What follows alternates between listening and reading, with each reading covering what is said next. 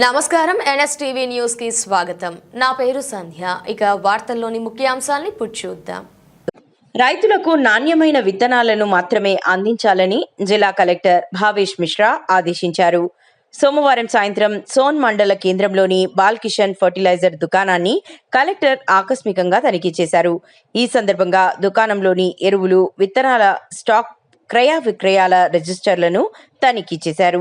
రిజిస్టర్లలోని వివరాలు ఆన్లైన్ వివరాలతో సరిపోల్చారు.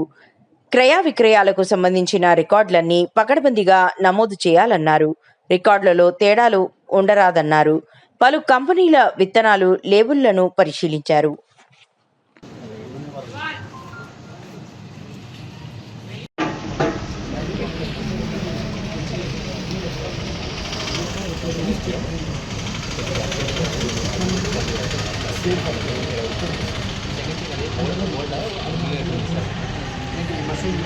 కంప్లీట్ చేయడానికి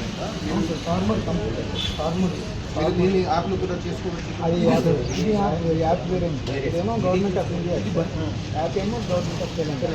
ఈ రెండు మనం రెండు చేయాలి. వీడియో యాప్ ఓపెన్ చేసినప్పుడు మనం గవర్నమెంట్ ఆఫ్ తెలంగాణ